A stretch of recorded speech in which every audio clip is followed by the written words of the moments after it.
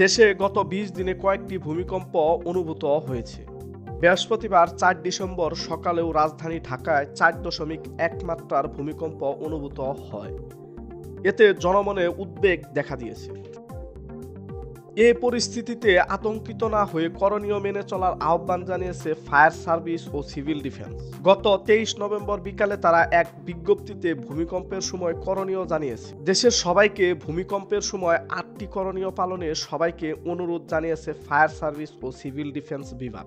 Number ১, ভূমিকম্প অনুভূত হলে আতঙ্কিত না হয়ে শান্ত ও স্থির থাকতে হবে। ভবনের নিচতলায় থাকলে দ্রুত বাইরে বেরিয়ে খোলা জায়গায় আশ্রয় নিতে হবে।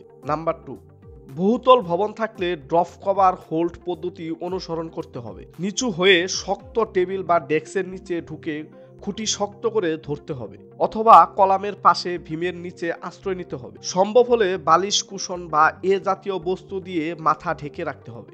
নাম্বার ৩, ভূমিকম্প চলাকালীন লিফট ব্যবহার থেকে বিরত থাকতে হবে।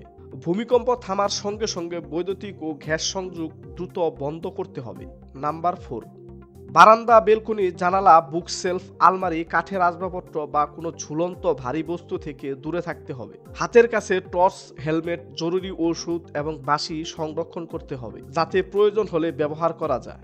নাম্বার ৫, ঘরের বাইরে থাকলে গাছ, উঁচু ভবন, বৈদ্যুতিক খুঁটি ইত্যাদি থেকে দূরে খোলা স্থানে আশ্রয় নিতে হবে। নাম্বার ৬, গাড়িতে থাকলে ওভারব্রিজ, ফ্লাইওভার, গাছ ও বৈদ্যুতিক খুঁটি থেকে দূরে গাড়ি থামাতে হবে। ভূমিকম্প না থামা পর্যন্ত গাড়ির ভেতরেই থাকতে হবে। নাম্বার ৭, একটি ভূমিকম্পের পর আবারও ভূমিকম্পন হতে পারে।